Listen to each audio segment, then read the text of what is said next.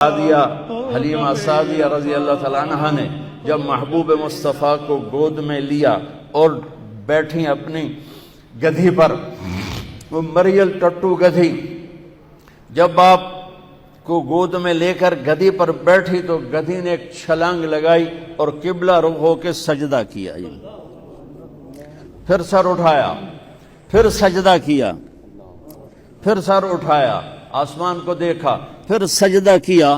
اس مریل گدھی کو بھی پتا ہے کہ میرے اوپر کون آیا ہے، وہ اللہ کا شکر ادا کرنے کے لیے 3 دفعہ اس نے سجدہ کیا۔ آواز آئی پھرا دو، سب کو پتا چل جائے کہ محمد سے وفاتوں نے تو ہم تیرے ہیں، یہ جہاں چیز ہے کیا لوح و قلم تیرے ہیں۔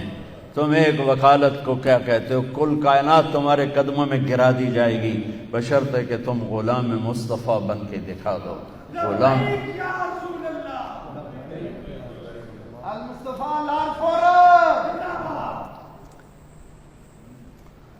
ہاں، پھر آواز آئی، اگلی سنیں، وہ اس سے بھی عجیب ہے، اور اس کو آدم کے اخلاق دو، ابھی بچے کی عمر آدھا گھنٹہ ہے، شیش کی معرفت دو، نوح کی شجاعت دو، ابراہیم کی دوستی دو، اسماعیل کی قربانی دو، اسحاق کی رضا دو، یعقوب کی بشارت دو، یوسف کا حسن و جمال دو، موسیٰ کا جاہ و جلال دو، یوشع کا جہاد دو، دانیال کی محبت دو، الیاس کا وقار دو، صالح کی فصاحت دو، لوط کی حکمت دو، ایوب کا دل دو، داؤد کی شیریں زبان دو، یونس کی اطاعت دو، یحییٰ کی پاک دامنی دو، عیسیٰ کا زہد دو، وَأَغْمَسُوهُ فِي أَخْلَاقِ النَّبِيِّينَ، اور تمام انبیاء کو جو دیا ہے اس بچے کے سینے میں اتار دو۔ آدھے گھنٹے میں 1.25 لاکھ نبیوں کا علم، اور پھر اس کے بعد علم کی پرواز۔ اتنی بڑی ہستی کے پیغام ٹھکرا کر ہم کیسے کنارے لگ سکتے؟ کون سا وکیل ہے جو کہتا ہے سچ بولو گے تو مقدمہ جیتو گے، سچ بولیں گے تو مقدمہ جیتیں گے؟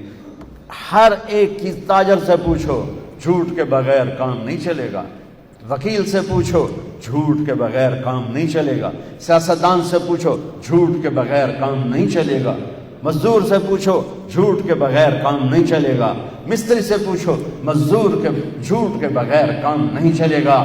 اور میرا نبی کہتا ہے الصدق ینجی والکذب یہلک، سچ نجات دیتا ہے اور جھوٹ ہلاک کر دیتا ہے۔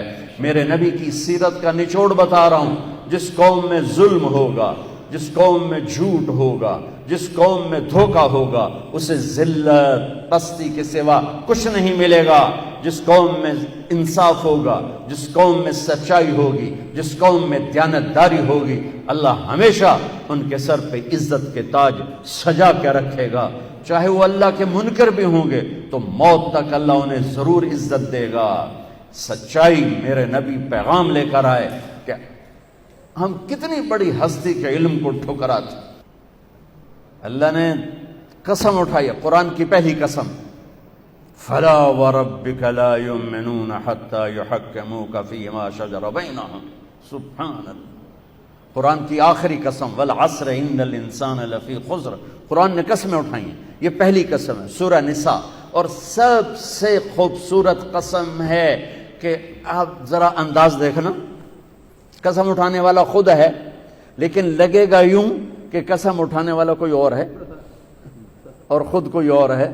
تو کہتا فلا وربک، میرے محبوب مجھے آپ کے رب کی قسم، مجھے آپ کے رب کی قسم۔ یہ کہاں انداز اپنایا جاتا ہے عربی زبان میں جہاں اظہار محبت اعلیٰ سطح کا کیا جا رہا ہو، وہاں پھر محب اپنے آپ کو دو کر کے یوں کر کے بتاتا ہے، مجھے آپ کے رب کی قسم۔ ان وکیلوں کو بتا دیں جب تک آپ کی غلامی میں نہیں آئیں گے میری نظر میں 2 ٹکے کے نہیں ہیں۔ ہاں ہاں ہاں، سبحان اللہ۔ میرے رب کا اعلان ہے، میرے رب کا اعلان ہے کہ حتی یحکموک فیما شجر بینہم، آپ کے فیصلوں پہ راضی ہوں گے۔ ہائے ہائے ہائے، ایک واقعہ حدیث یاد آ گئی۔ ایک صحابی آئے، یا رسول اللہ میرا جو پڑوسی ہے نا اس کی کھجور ایسے ٹیڑھی ہے، تو اس کے کچھ شاخیں میرے گھر میں ہیں، جب کھجور پکنے پر آتی ہے تو اس کے ڈوکے گرتے ہیں، میرے بچے اٹھا کے کھانے لگتے ہیں تو بھاگ کر آتا ان کو منہ سے نکال لیتے۔ تو آپ اس سے کہ تھوڑی منت کر دیں کہ اتنی زیادتی نہ کرے، گری پڑی کھجور تو کام ہی کھا جاندہ ہے، طوطا بھی کھا جاندہ ہے، جے کسی بچے کھا لی تو کڑی گل ہو گئی۔ تو آپ نے اس کو بلایا، وہ تھا منافق۔ آپ نے کہا بھائی ایک سودا کرتے ہو؟ کہا جی فرمائیں۔ کہا یہ کھجور مجھے دے دو اور اس کے بدلے میں تمہیں جنت میں کھجور لے کر دیتا ہوں۔ تو وہ کہنے لگا یا رسول اللہ اگر آپ کسی اور کھجور کا کہتے میں قربان کر دیتا، اصل میں یہ میرے بیوی کو بچوں کو بہت پسند ہے، میں معافی چاہتا ہوں، میں یہ نہیں دے سکتا ہوں۔ وہ تو بڑوا منافق آئی، اس سے گل کرنی آئی۔ وہاں ایک جان نثار بھی بیٹھے ہیں، ان کا نام ہے ابو الدحداح۔ کہتے یا رسول اللہ میں لے دوں تو سودا کر دو، اگر وہ کھجور میں آپ کو لے کے دے دوں تو مجھ سے آپ سودا کرتے ہیں؟ کہنے کہ ہاں تیرے نال کر رہا ہوں۔ تو وہ پہنچ گئے اس کے پیچھے، کہنے لگے میاں کھجور بیچنی ہے؟ اس نے کہا جا جا، میں اللہ دے نبی نے نہیں دیتی، تینوں کدو دیواں؟ اس نے کہا میاں تو منہ ہو تو کچھ بول، کوئی قیمت تلا۔ اس نے کہا میں بیچنی ہی نہیں۔ او بابا تو کوئی قیمت تلا۔ اس نے جان چھڑانے کے لیے کہا اپنا باغ دے دے، کھجور لے لے۔ ان کے باغ میں 700 کھجوریں تھیں، اور یہ ایک کھجور کسی کو لے کے دینی ہے۔ تو یہ کہتے ہیں سودے سے پھرو گے تو نہیں؟ ملاحظہ فرمائیں، 700 کھجوریں دے رہا ہے اپنی، اور ایک کھجور لے کے کسی کو دے رہا ہے، اور کہہ رہا ہے سودے سے پھرو گے تو نہیں؟ وہ کہنے لگا میں کوئی کملا، تو پھرے تو پھرے، میں کیوں پھرا، میرے تو پنجے گئے ہوتے سر کڑائی۔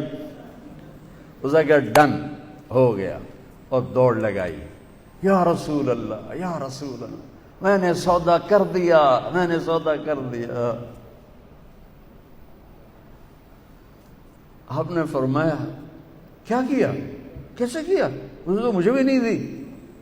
کہ یا رسول اللہ میرا باغ تھا 700 کھجوروں والا، وہ میں نے اس کو دے دیا، کھجور میں نے لے لی۔ تو آپ نے کہا میرا بھی سودا کینسل، پہلے ایک کھجور تھی، نہیں نہیں نہیں نہیں، میں آنکھوں سے دیکھ رہا ہوں تیرے لیے کھجوروں کے باغ جنت میں لگ گئے، اور تیرے لیے محل کے محل تیار ہو گئے۔ کم من عزق ردا ودار فیا لأبی الدحداح، ابو الدحداح مبارک ہو، تیرے رب نے اس سودے پر تیرے لیے جنت میں باغات لگا دیے اور تیرے لیے گھر آپ بنا دیے۔ اور وہاں سے دوڑ لگائی۔